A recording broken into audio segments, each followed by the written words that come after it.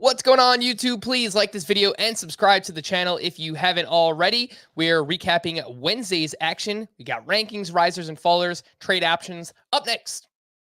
What's up, and welcome into Fantasy Baseball today on Thursday, April 21st. Frank Stampfl joined by Chris Towers. Today on the show, rankings, risers, and fallers. We've got some trade options. Chris puts out his trade chart every Wednesday afternoon. You can find that on the site. And of course, we will recap all of Wednesday's action. There is a lot going on, but let's get right to it. Oh my goodness gracious. A familiar voice, one Susan Waldman. Oh my goodness gracious. Back by popular demand. I've been trying different things out. And frankly, Chris, people just want to hear Susan. That's what it keeps coming back to. Maybe they're just so used to it at this point, but ask and ye shall receive. So there you go. Susan. When is the Susan Waldman bobblehead night? Oh, I'm going to it. Okay, I wanted to make sure because if you weren't, I'll go and get you one. You know, No, we'll show up early. I'm definitely going. It's sometime in August, I believe.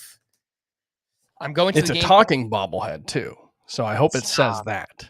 Is it really? Yes. That's wild. All right, I didn't know that. This is beautiful. This is a Susan Waldman and John Sterling bobblehead. If anyone who lives in the New York tri-state area, if you'd like to get one, it is on. I don't have the date here, but it's sometime I can't find it. Yeah. But yes, if you do want it. Anyway, we wasted way too much time. Chris, who is your oh my goodness gracious player of the day? Welcome back. Shane Bieber had a very, very good start. 7 strikeouts in 6 innings, 1 earned run, 4 hits allowed. What was it? 17 swinging strikes on 86 pitches, 11 of them coming with his slider. Velocity was still down, 90.2 miles per hour with his fastball. That was actually lower than it has been so far this season. But he made some adjustments, particularly in becoming a fast or slider first pitcher, threw it 42% of the time, 36 of 46 pitches. And he had a 39% CSW rate. That's very good. 11 swinging strikes with that slider. And the fastball actually played up today as well. He got 4 swinging strikes on 31 of those, 35% CSW. So that's all a good sign. I still think it's a bad sign that he only averaged 90.2 miles per hour with his fastball. That's lower than we've seen. I think it's going to be very hard for a guy whose fastball has tended to get hit hard in the past anyway to continue to be effective in that way. But look, he's aware of it. You know, going with slider heavy, I think, is a sign of that. And, you know, we'll see. We'll see what it looks like. I'm still pessimistic on Shane Bieber. I was pessimistic about him coming into the season. So, you know, that's a little bit of confirmation bias based on his start so far. But it was a very good outing today. You know, 8 hard hit balls isn't great, but that's you're gonna have that with Shane Bieber even when he's doing really well sometimes. So I don't know. What do you think? There is a chance that this is just the new Shane Bieber. You mentioned the line, 6 innings, 1 run, 7 strikeouts, still had 17 swinging strikes, a near 20% swinging strike rate in this start. And it's because he went slider heavy. I mean, that is his best pitch at this point. Not that the fastball was ever a great pitch for him, but it is better when it's in that 92 to 94 mile per hour range. There is no doubt about that. I think that if he can sustain throwing his slider as much as he did in this start, around 40% of the time, and he just has immaculate control, because if he's walking batters and giving up hard hits, bad things are going to happen. I mean, that just seems obvious. But if he has these starts where he's, 1 walk or less and he's throwing the slider this much, then I think this new version of Shane Bieber can still be very, very good. Is that a top 10 starting pitcher that you drafted? I would lean no, but does that mean he could still be a top 15, a top 20 starting pitcher with this velocity? Yeah, I think that's possible. So maybe not the pitcher you were hoping for, but I still think that he can be very, very valuable for fantasy purposes. Chris, I was getting questions right after this start. Should I try and sell just based on this one start? He looks good. You can probably present him to another fantasy manager and say, look, Shane Bieber is back. What do you want to give me for him? And someone asked, I just got offered Manny Machado for Shane Bieber. I would do that. Sure. I would have done that, but I would have done that before the season. I had Manny Machado ranked around ahead of Shane Bieber anyway. Yeah, so I would do that trade too. And again, I wouldn't sell Shane Bieber 75 cents on the dollar. I would try my best to get draft value, what you paid for him, which is likely a top 24 pick, a top 2-round player. I don't know if you'll be able to do that. I might expand it to like a top 3-round player. If you can get top 30, top 35 value for him, then sure, I would look to move him. But don't just sell Shane Bieber for the sake of selling him. There is a chance that he can be a very valuable pitcher, even with this diminished velocity. Would you rather have him or Carlos Rodon? I will still take Shane Bieber, but it's really close. In the trade values chart, I have them. I have Bieber ahead, but I have them for the same value. So I think that makes sense. Yeah, I mean, look, Rodon's going to be. I think Rodon's going to be better when he pitches. I just think there's more risk with him, and so I think that ultimately probably gives Shane Bieber the edge. But I think the way to think about it is not like Shane Bieber cannot be good if he's averaging 90 miles per hour with his fastball. That's not the way to think about it, because that's not true. We've seen Clayton Kershaw continue to be a very, very good pitcher despite losing velocity, and he's done it by becoming a slider first pitcher. We saw in that first start, he threw it 50% of the time. I think his slider's been his most used pitch over the last couple of seasons. That's probably something similar to what we're going to see from Shane Bieber, and he can be successful there. I think that the key to keep in mind is, one, it's harder to throw sliders and curveballs for strikes than it is fastballs for most pitchers. And so, there might be starts where he doesn't have the feel for it as much and he's giving out a few more walks. I think ultimately what it means, though, pitching at 90 miles per hour as opposed to 93, where he was at his best, was the margin for error is just slimmer. And so it's not that there can't be good starts, and it's not that he can't be good.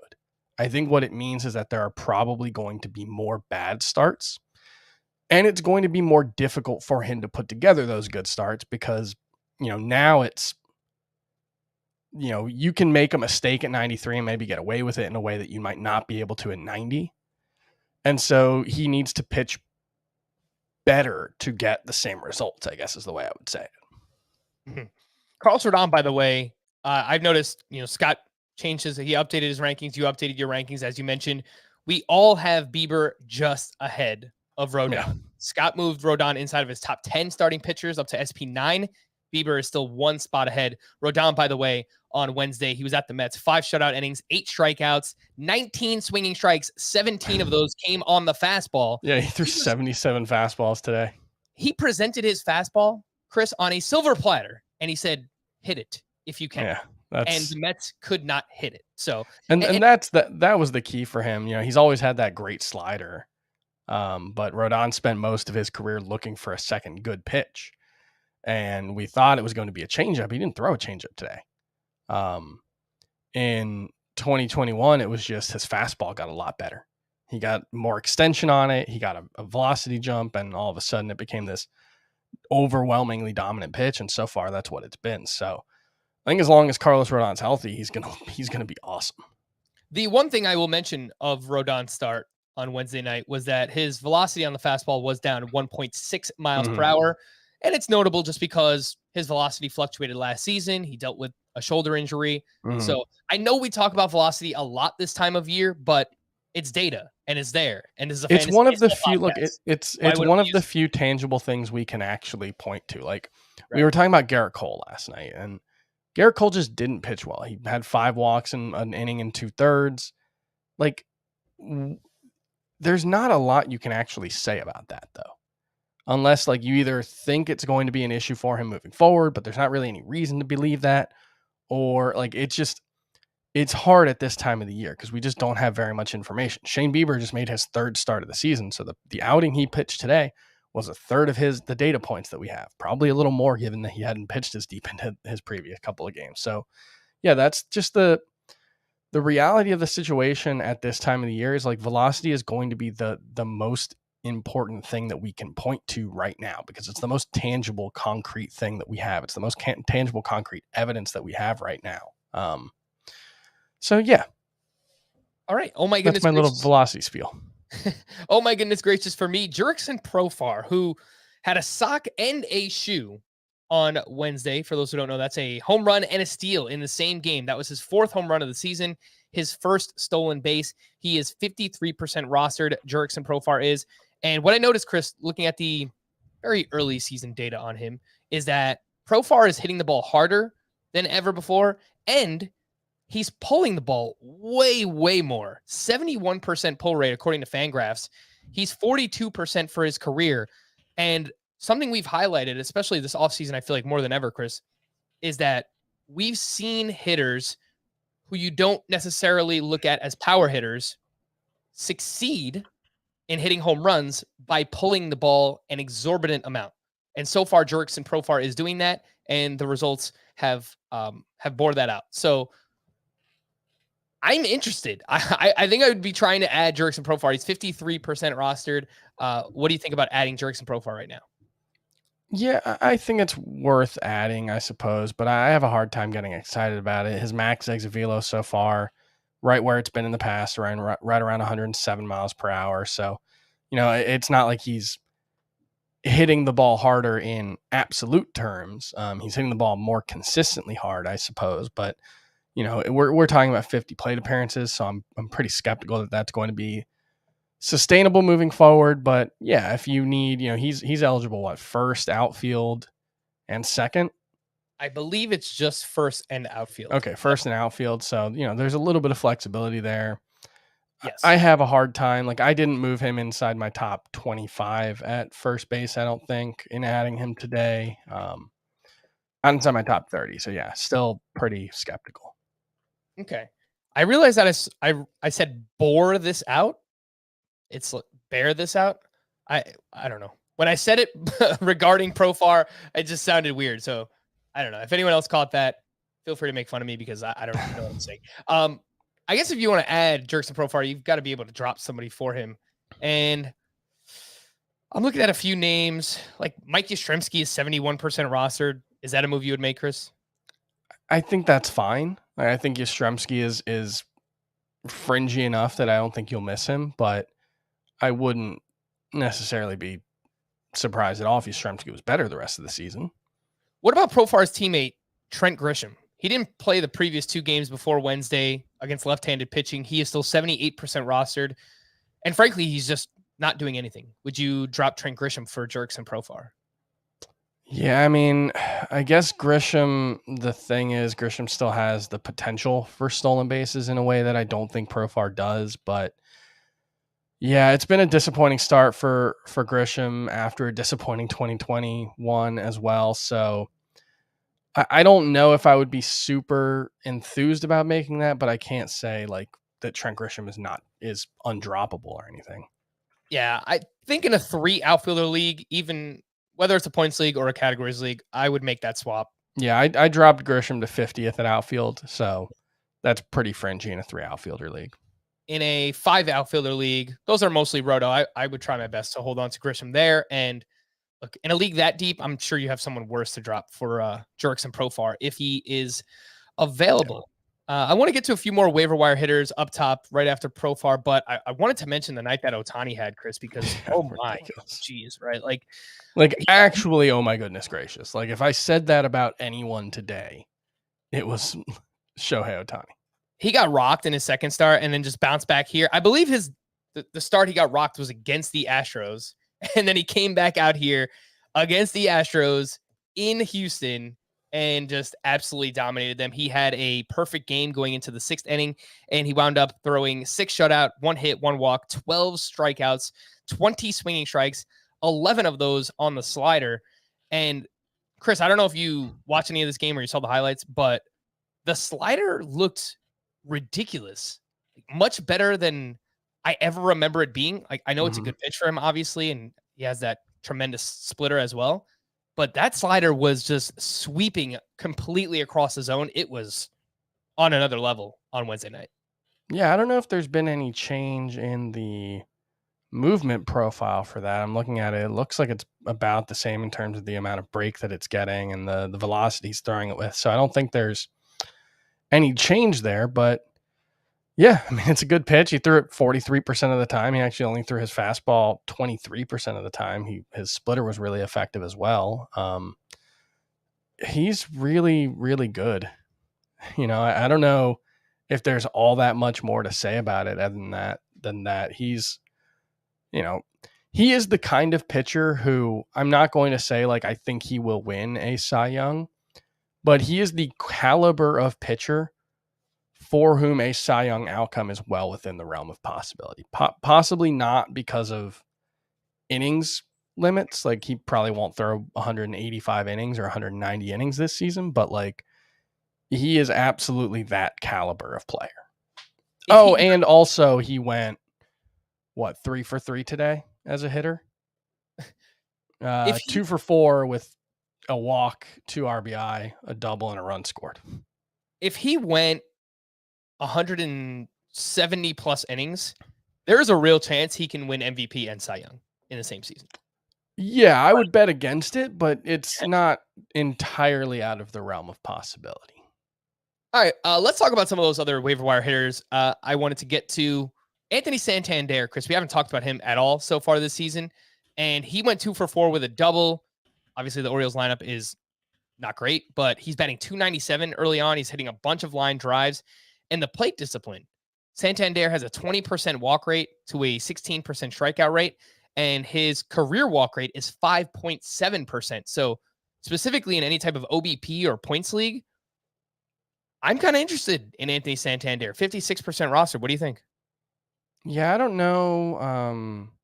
If the swing profile is much different to back up a big jump in walk rate like that. Like his chase rate is down to a career low 28%, so that's not nothing, but it was 33% last season, so that's not such an outlier jump that I think it explains much of that. So I don't know. He's being more patient overall, 43.6% swing rate overall, and he's getting fewer pitches in the strike zone as well. So, there's some signs there, but I would guess he's probably going to walk closer to his career rate than he has moving forward. And I don't know if there's enough bat there to make him much more than a fringe fantasy option. But, it's interesting right now. It's certainly worth keeping an eye on the walk rate.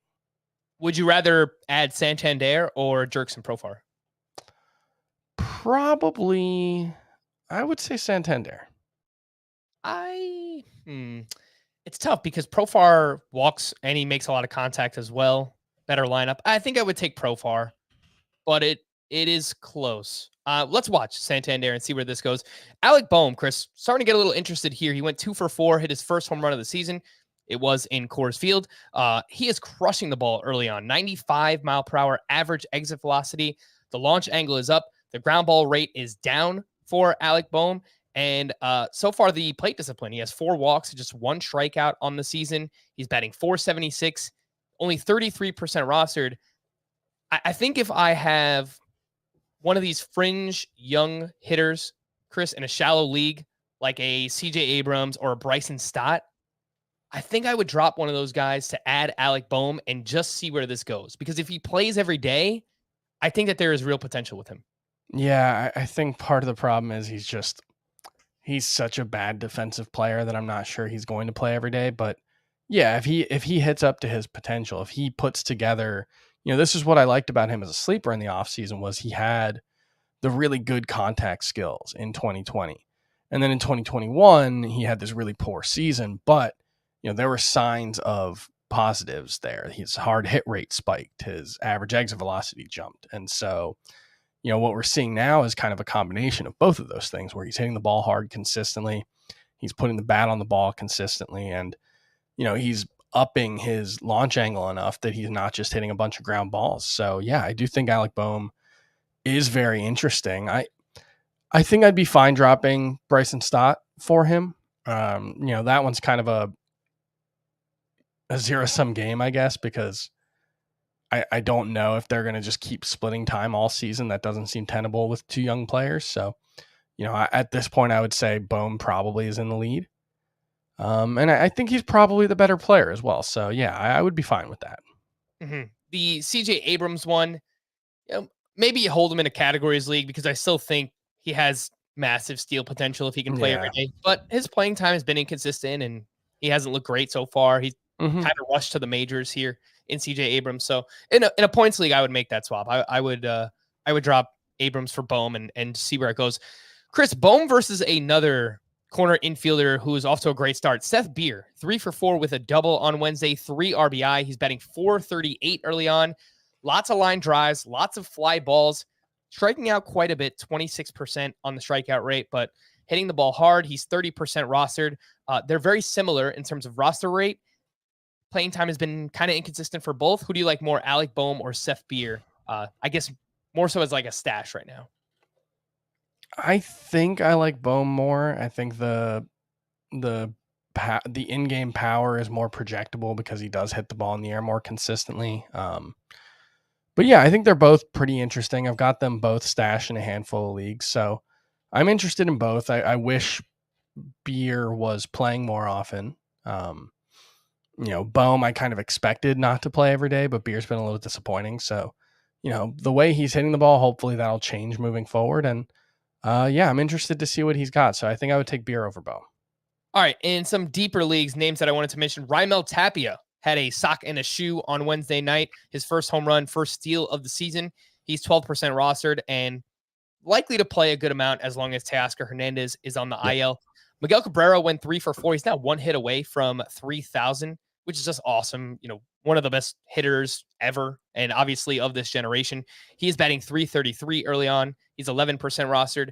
And Francisco Mejia with the Tampa Bay Rays went 2 for 3, hit his second home run. He's batting .348. The problem, this is only his 6th game that he has played in, so not playing consistently enough. Chris, any interest in Tapia, Miguel Cabrera, and Francisco Mejia in deeper leagues?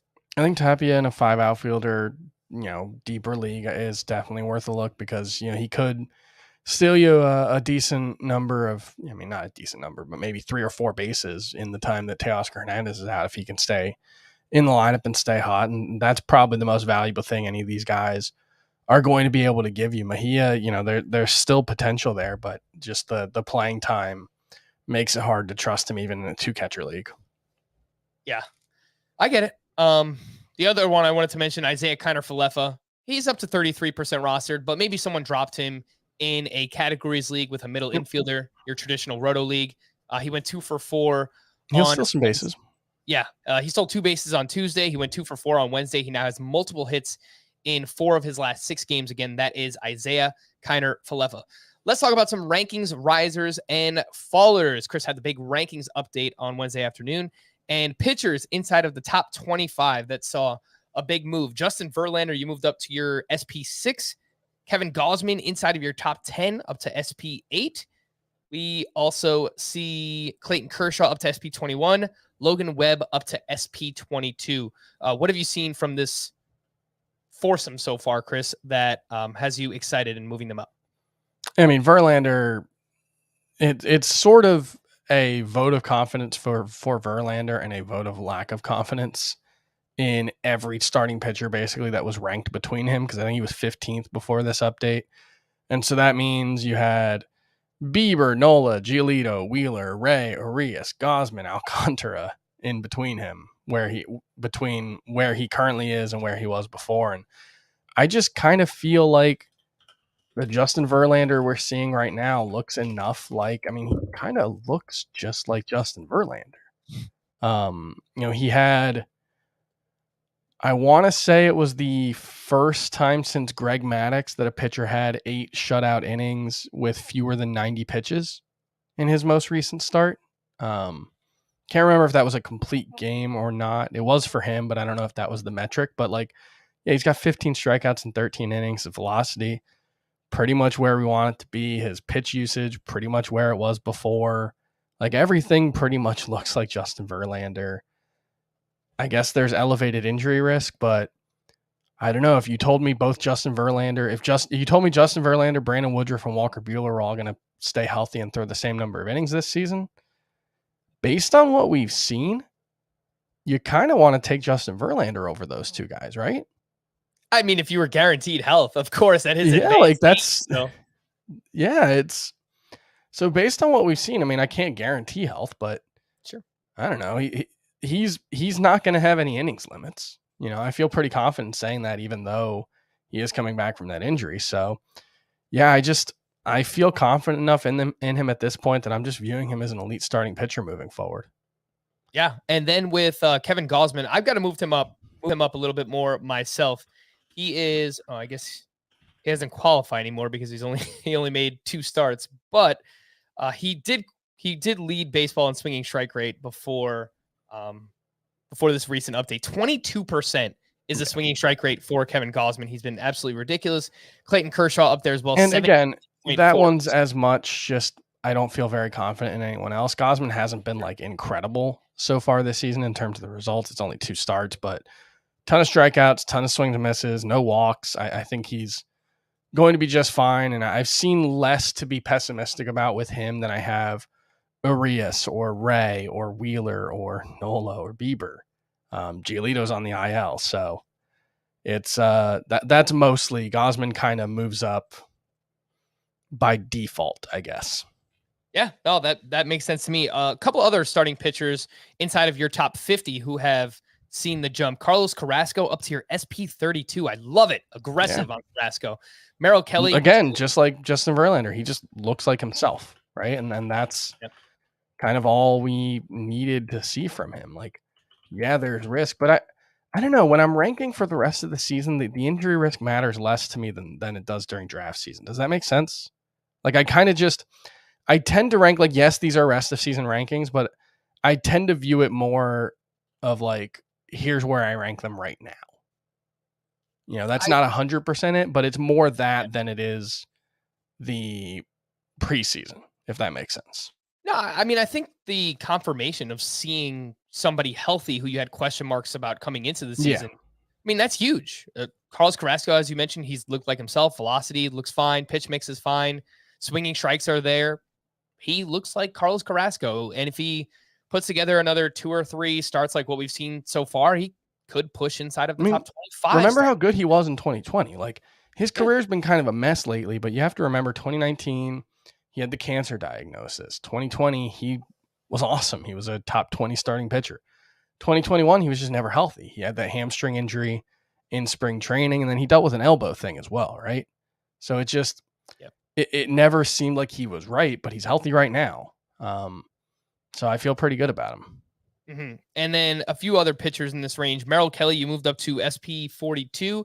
Hunter Green, you have up to SP 49. Merrill Kelly, let's talk about him. He made a start on Wednesday afternoon, and he allowed just 1 earned run. He's now allowed just 1 earned run through his first 3 starts. So this was his first run allowed on the season. Delivers another quality start, 6 innings, 1 run, 5 strikeouts at the Washington Nationals. And he actually did this with his fastball velocity being down a little bit, down 1.4 miles per hour. And that increased velocity is part of the reason we've had optimism for Merrill Kelly. So, Chris, it was interesting to see that even with that down, he was still really, really good.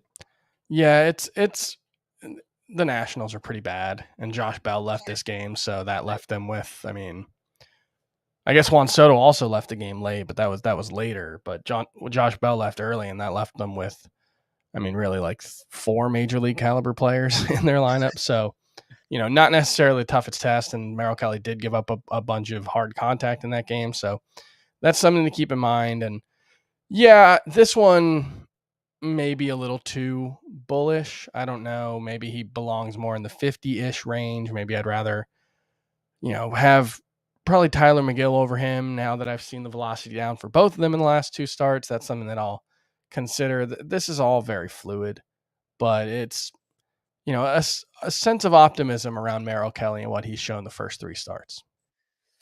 All right, let's take a look at, you have a relief pitcher. David Robertson is inside of your top 15 at relief pitcher, and it makes sense. I believe he already has 3 saves, and he looks so far like the very good. Yeah, he's been awesome. And we need closers, as we will talk about later on. The Royals, they did the old switcheroo on us on Wednesday, so we'll talk about that. Outfielders, we, each of us, all 3 of us, you, Scott, and myself, we have Seiya Suzuki at SP outfielder 23. So sounds aggressive, might be, but I kind of just think Seiya Suzuki's awesome. I saw a quote from Wilson Contreras today. I think he said he's the best baseball player he's ever been around. Was the quote from Wilson Contreras? That's he's been very impressive in the early going. I mean, he's like Seiya Suzuki. He's not going to keep this up. You know, 1404 OPS. I don't think that's an unreasonable thing to say, but you couldn't have asked for more from the first, 15 games or whatever it is from Seiya Suzuki. It's been a pretty incredible performance so far. The plate discipline has been tremendous. You go to a StatCast page just filled with red. He's crushing the ball right now. And something, Scott taught me about Seiya Suzuki when we first heard about him coming over was that he had this uppercut swing that was like built for Major League Baseball. And we're seeing it. I mean, the guy he's launching bombs right now. So he's been awesome. Jesus Sanchez is the other big riser for you.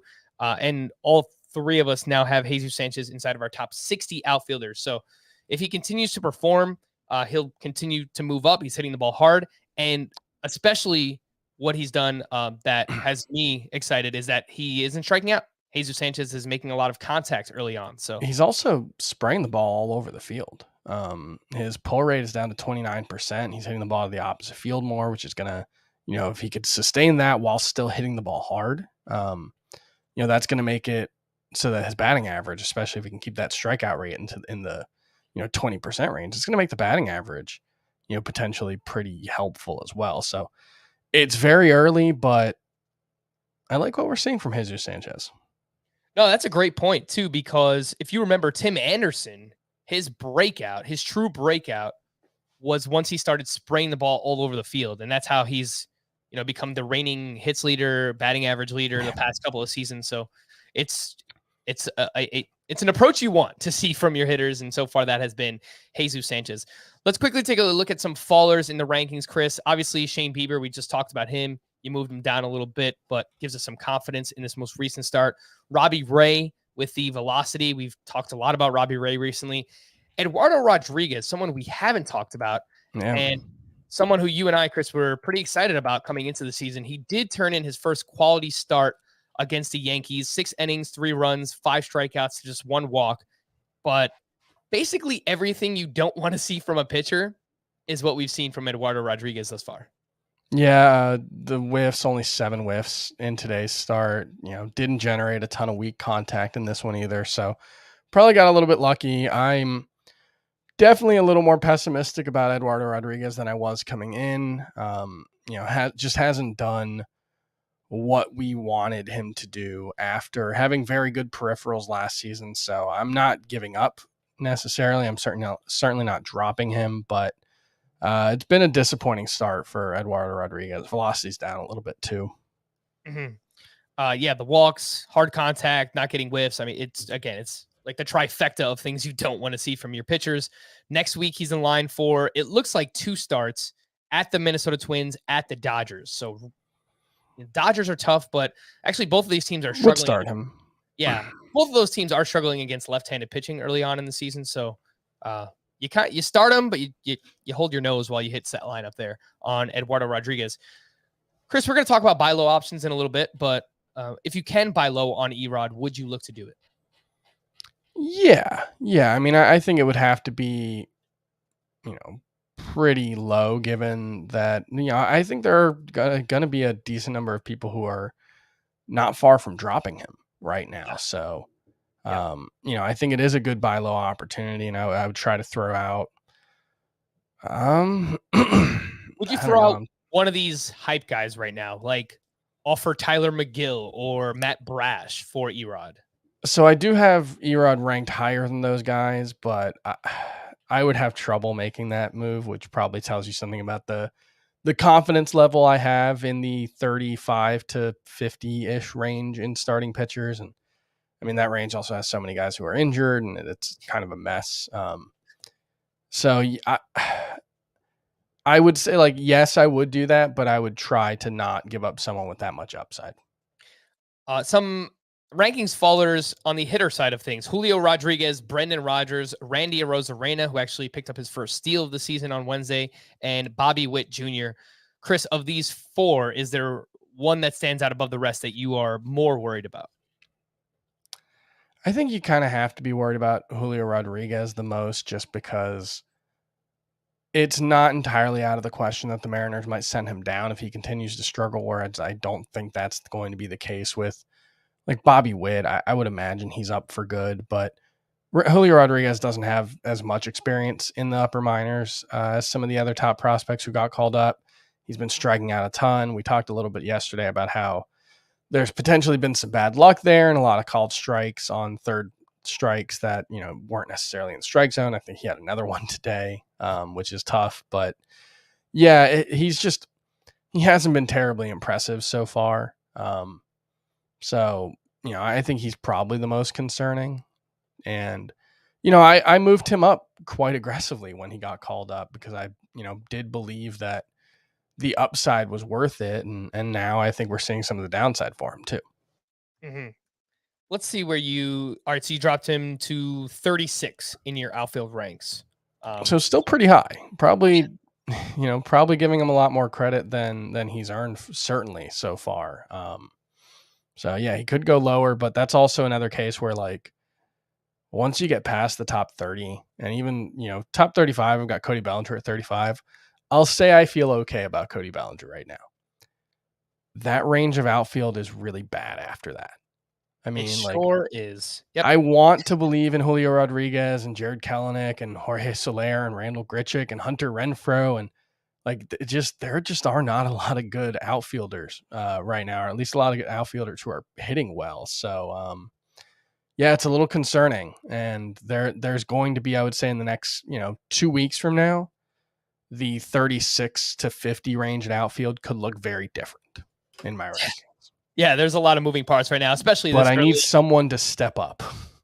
We need something. We need something in the outfield. Jesus Sanchez maybe will continue to climb. Of course, my guy Connor Joe has looked amazing so far as well. Again, those are rankings, risers, and fallers. You can always find those on the site, cbssports.com/fantasy/baseball/rankings. Let's take a quick break, and when we return, we'll get to news and notes here on Fantasy Baseball Today. All right, so let's get into the news and notes. We have a Ronald Acuña update. He went 0 for 3 on Wednesday in his rehab game, and that was with a walk and a stolen base, which you'd love to see. He's running. He's trying to prove everyone wrong. The knee is healthy. I actually do love to see it. That's a positive sign. The 0 for 3 with a strikeout, whatever. Stealing a base in a minor league game? I'd love to see that. Yeah. He's going to be doesn't get hurt. He's going to be here before May 6th. I am confident in saying that. He's already stealing bases, so he'll be here soon. Angels manager Joe Maddon said that he's, quote, pretty certain Mike Trout will return to the lineup Friday against the Baltimore Orioles. Trout has missed the last 3 games with a hand injury.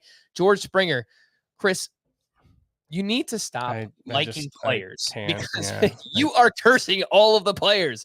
George Springer left Wednesday's game after getting hit by a pitch on his forearm. X-rays came back negative. It's like I can handle like a quad injury. But like if George Springer gets hurt because he got hit by a pitch, I'm going to be so mad. Agreed. I have George Springer in Tout Wars, so I need him, man. Stay healthy. JD Martinez left on the other side of this game with adductor tightness, and he is unlikely to play on Thursday. Jose Altuve was placed on the IL with that hamstring injury. Astros GM James Click suggested it could be a minimum length stay. Jeremy Pena led off in his absence, even against a right-handed pitcher in Shohei Ohtani. Byron Buxton has now missed 5 straight games with that knee injury. He did take part in baseball activities without any issue on Wednesday. They haven't placed him on the IL. Maybe this weekend. We'll see with Byron Buxton. Owen Miller, Cal Quantrill, and Anthony Castro were placed on the IL without injury designations, which suggests it's COVID or an illness. So, which is unfortunate because I'm sure a lot of people picked up Owen Miller and started him this week. So that stinks. Josh Bell left Wednesday's game with a knee injury, and he'll have an MRI on Thursday. He's off to a blistering start. Really, of the profit pocket, only Josh Bell and CJ Cron have been amazing. So we're waiting on you, Joey Votto and Luke Voit. We didn't talk about the Luke Voit slide, by the way. Did you see that on Tuesday night? I did. I wasn't.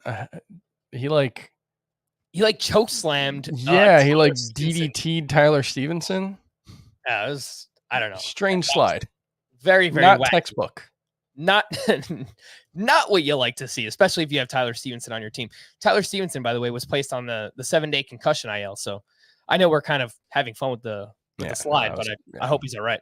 Eloy Jimenez did not play in either game of the doubleheader on Wednesday because of a sore left ankle. He fouled a ball off of his ankle last week. Yoel Moncada, who is on the IL with an oblique injury, is now taking controlled swings, but not going full throttle yet.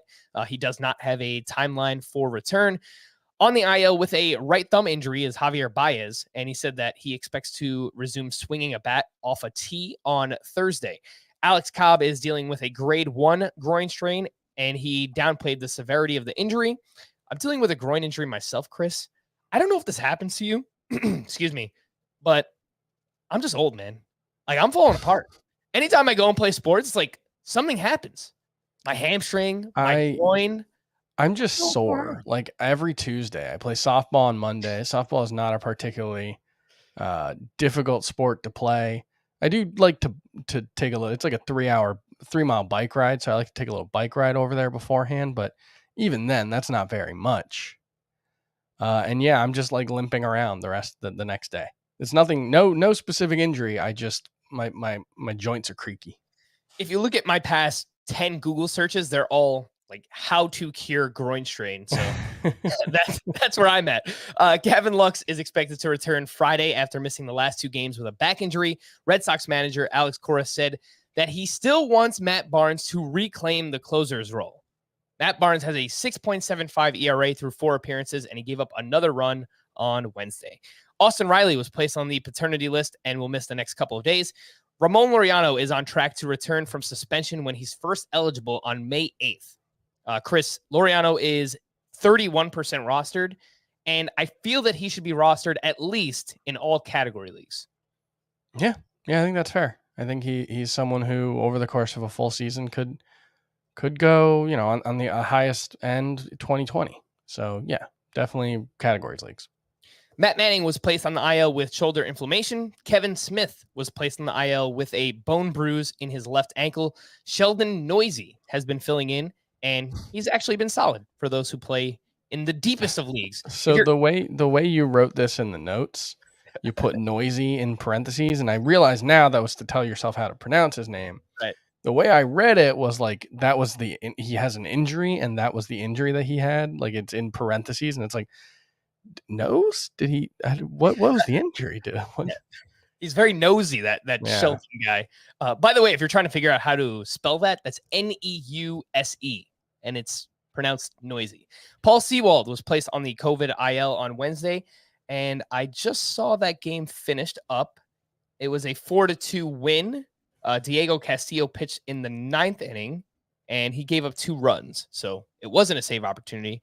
I feel like Diego Castillo has been the one consistently pitching in the 9th as well there for the Mariners. You missed one of the news items, I think. Pretty big one, actually. Andrew Heaney on the IL. Oh. I believe you didn't say that one. Did I write it in here, though? Yeah, it's in there. How did I miss it then? Yeah, you just skipped over it. I wrote it in there. I just somehow missed it. Andrew Heaney, yes, placed on the IL with left shoulder discomfort, which is massive because, he looked like he was having this breakout. I was all ready to move him into like the top 40 at starting pitcher based on what we've seen so far, if not higher. And I did move him up quite a bit still. He was one of my biggest risers. Went from like outside of my top 80 to 51. But yeah, if it wasn't for the injury, I probably would have moved him to 40. The slider / sweeper that he's throwing just looks to be a real difference maker for him. So hopefully there's nothing here, but obviously shoulders are very concerning when it comes to pitchers. So that's not a great sign. Tyler Anderson will start in his place on Saturday against the Padres. And just because Tyler Anderson pitches for the Dodgers, I think that he should be on your radar in deeper leagues, probably those 15 teamers. He is 10% rostered. Again, that is Tyler Anderson. Buy low or no thanks, bro. Let's take a look at Charlie Morton, who was not great again at the Los Angeles Dodgers on Wednesday. 5 1/3, 4 earned runs, 3 walks, and only 4 strikeouts. Chris, I will caution everybody that there was only one other season in my fantasy baseball playing career that I was in on Charlie Morton, adamantly in, and it was 2020. That was the year that he got hurt, did not pitch well, and it was a wasted season. It was a shortened 2020 season. So I'm just letting everyone know I might just be the curse of Charlie Morton. Would you be looking to buy low on Charlie Morton after these previous 2 down starts for him? I would. I haven't moved him down. I think he's moved down a little bit in the rankings just because I think he started out at 15 and Justin Verlander's moved ahead of him. So that technically, I guess he's fallen since the start of the season in the rankings, but I don't really have much reason to be concerned about him. His velocity looks fine. Everything looks fine. So I think it's just one of those things. He hasn't pitched well so far, but I don't think he's going to pitch poorly moving forward. And he got off to a slow start last year for what it's worth. He had a 5.08 ERA over his first 8 starts. And then for the rest of the season, Charlie Morton had a 2.88 ERA last year. So might just be a slow starter, older, up there in age. Yes, if you can buy low on Charlie Morton, I would look to do so. Marcus Stroman was destroyed against the Tampa Bay Rays. 4 1/3. He gave up 8 runs. 7 of those were earned, but he did have 7 strikeouts. He's got an 8.78 ERA. His xFIP is 3.32. Chris, are you interested in buying low on Marcus Stroman? I guess. I don't think there's much upside there. That's kind of that's always going to be the issue with the buy low opportunity on a guy like Marcus Stroman. It's just like, okay, buy low, but to what end? Like you're probably going to get a high 3s ERA and not a lot of strikeouts from him on a pretty mediocre team. So yeah, if someone's like thinking about dropping him or something, I would try to buy, but it's not like a high priority for me. Mm-hmm. All right. Let's move on to Chris Bassett. It's not necessarily a buy low. This was his one bad start of the season against the Giants. 6 innings, 5 runs, 6 strikeouts. He had 15 swinging strikes in the start. Again, this is Chris Bassett. And the swinging strike rate for the season is up. Overall, the underlying numbers are very strong. Chris, I kind of feel like this is a buy medium. It's not a buy high. It's not a buy low, but I would just be looking to buy Chris Bassett in general. What do you think? I don't know if I'd call him a buy low because I do think like the first couple of starts were so good, and obviously pitching for a New York team, a lot of people are going to talk about it. That I think there's probably still hype around him that.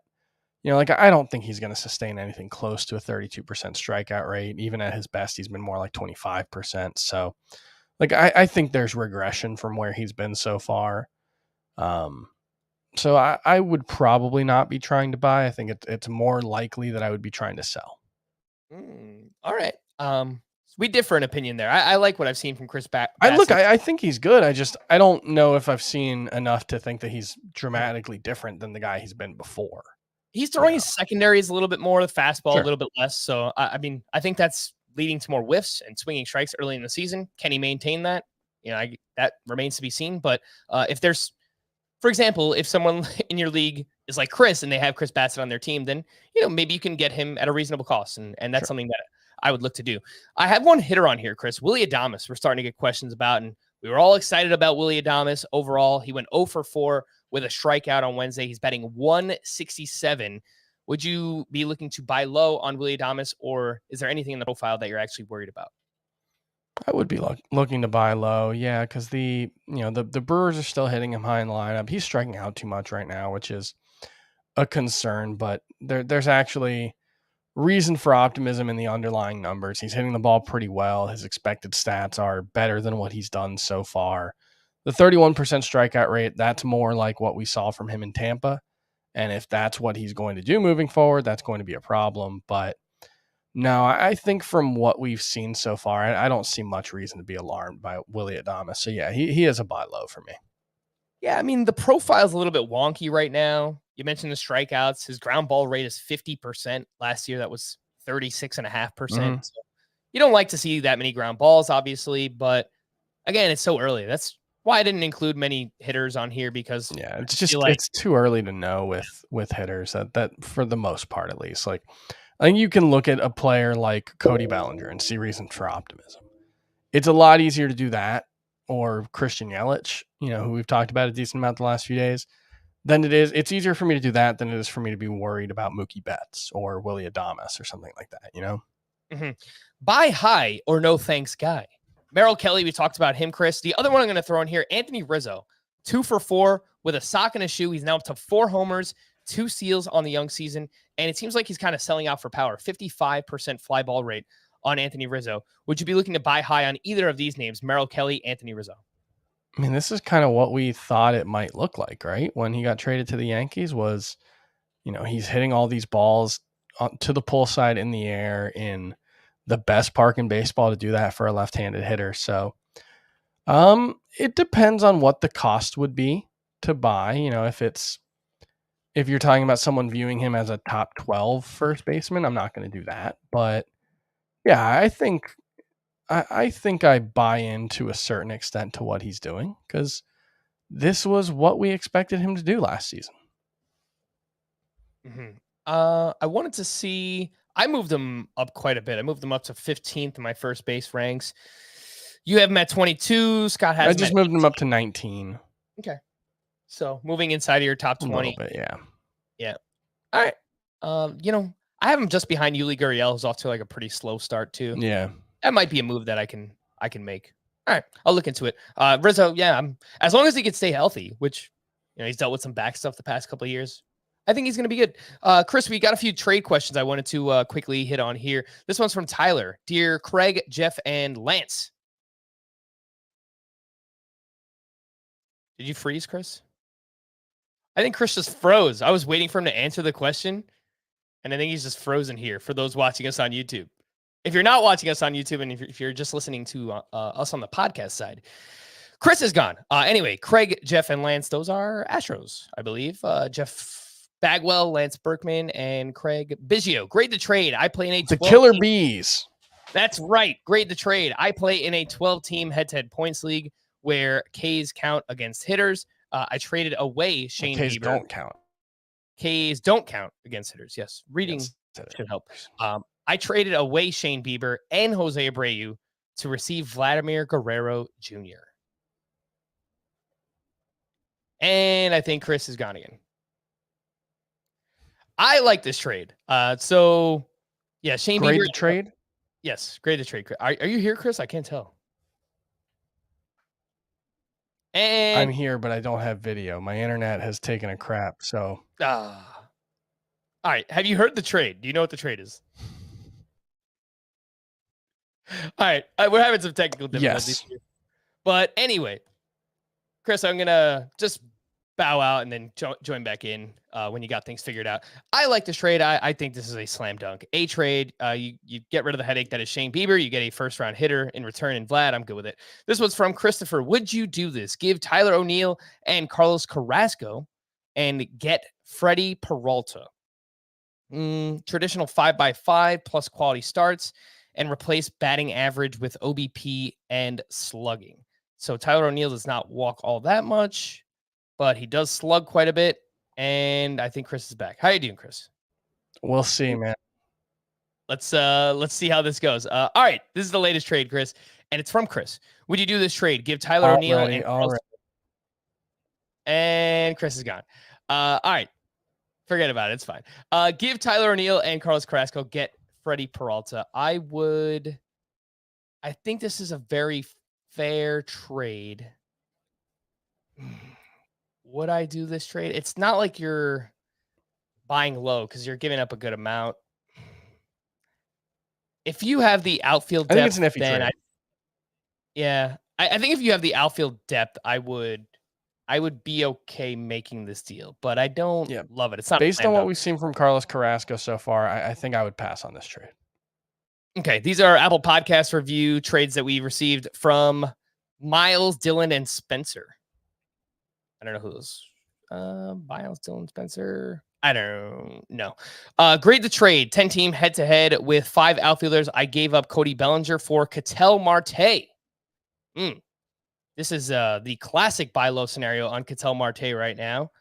Grade the trade. I still have Ketel Marte ranked higher. I would imagine Chris does as well. And Cody Bellinger's off to a great start. Me. Yeah, I mean, Bellinger, you look at the underlying numbers right now. He's still kind of weird. He's striking out, not making that much hard contact. He's hitting more ground balls. It's weird. I'm encouraged for Cody Bellinger, but I still would rather have Ketel Marte. I will give it a B.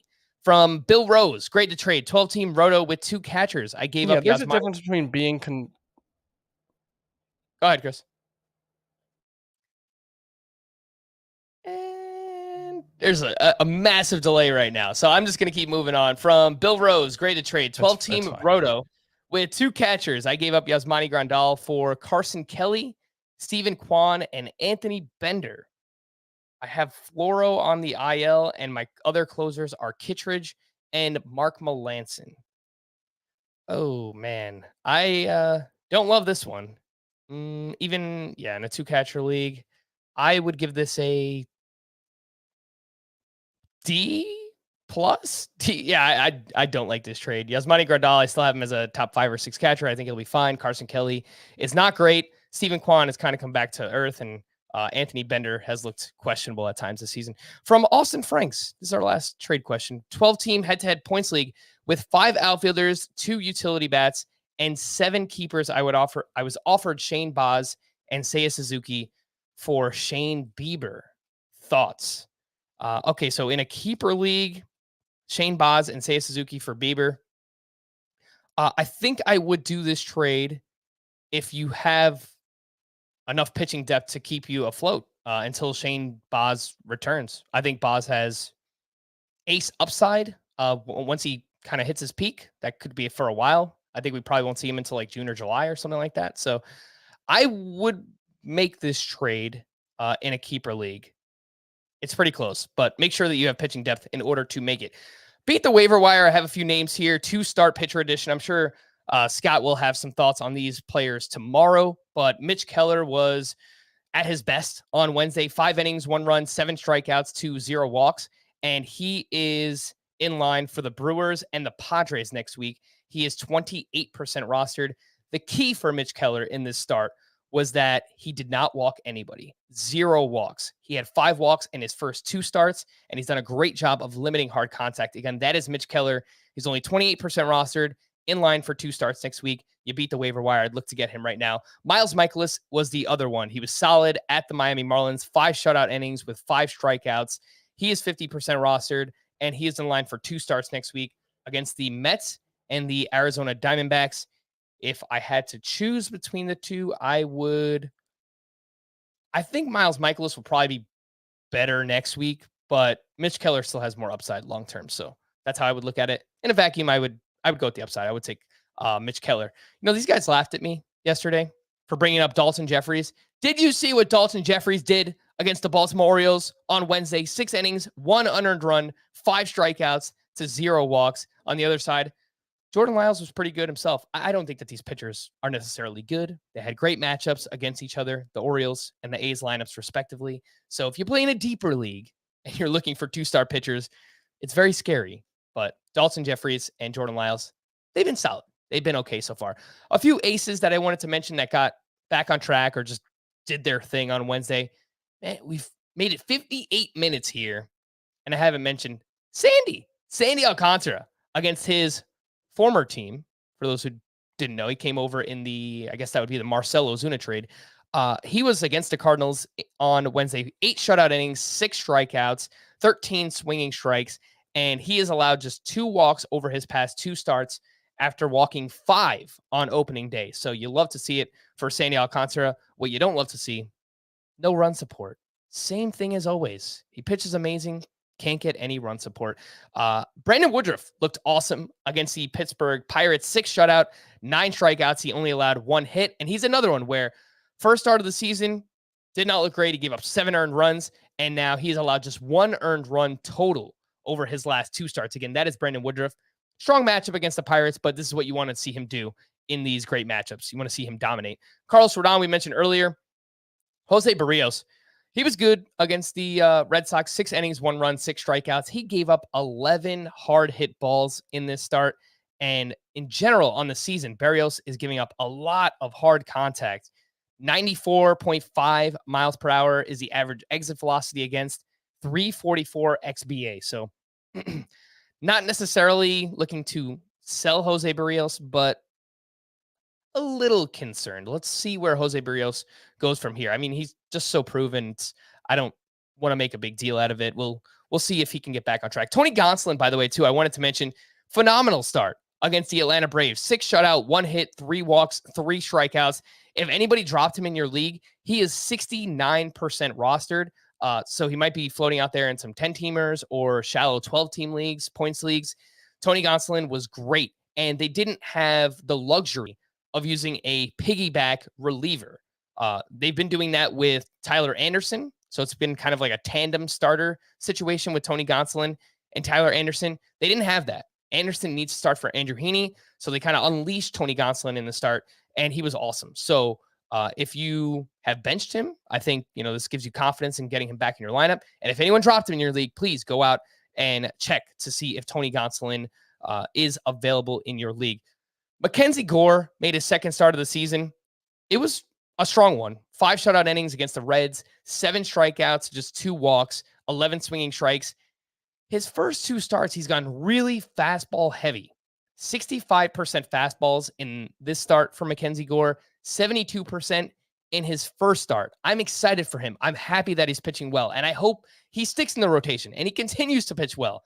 But I haven't been overly impressed by what I've seen from Mackenzie Gore. Look, he's a lefty that throws mid to upper 90s. That's impressive by itself. But now I want to see a little bit more. I want to see the slider. I want to see the curveball. I want to see him use those pitches and what the results on those pitches are. So that's what I'm looking for in these next couple of starts for Mackenzie Gore. His next one will come at the Cincinnati Reds. So not a great venue to pitch in, but the Reds have just been dreadful against left-handed pitching early on. So I would be okay starting Mackenzie Gore once again against the Cincinnati Reds. A few hitter standouts from Wednesday I wanted to mention. Jose Ramirez hit his 4th home run, a grand slam. He's now up to 20 RBI on the season. Just awesome. Kyle Schwarber hit a 468-foot home run at Coors Field. It's his 3rd home run in 4 games, his 4th home run overall. Slowly coming around is Kyle Schwarber.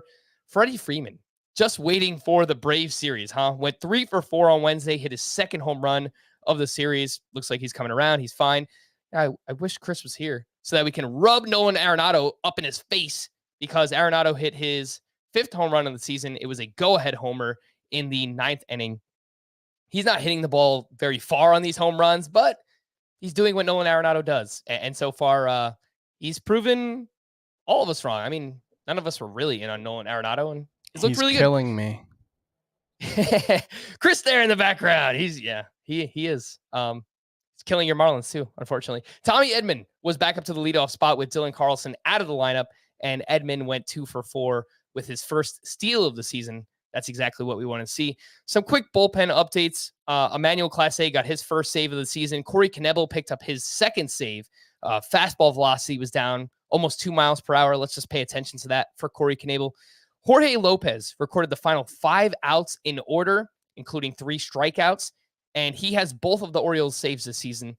Jorge Lopez, 9% rostered. So if you play in the deepest category leagues, he needs to be rostered. He's looked good so far out of the bullpen. I think he had maybe 1 appearance where he didn't look great, but 9% rostered. He's just widely available, and saves are hard to come by right now.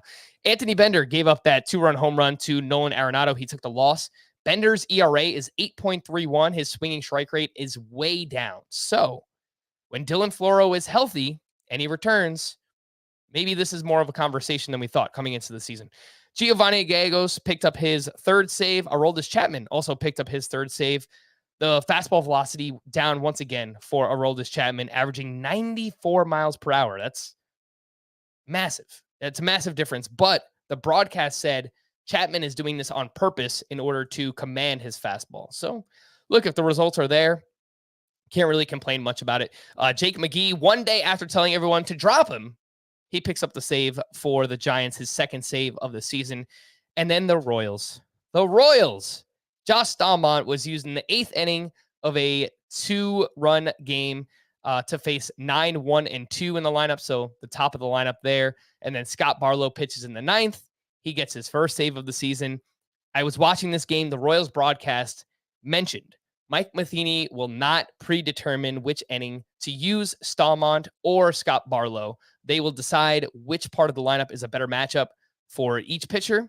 And it just sounds like a full-blown committee. So if you took our advice and you dropped Barlow for Staumont, I don't think that's an issue. I would say probably hold both of them, but they're probably going to split saves right down the middle. That would not surprise me one bit.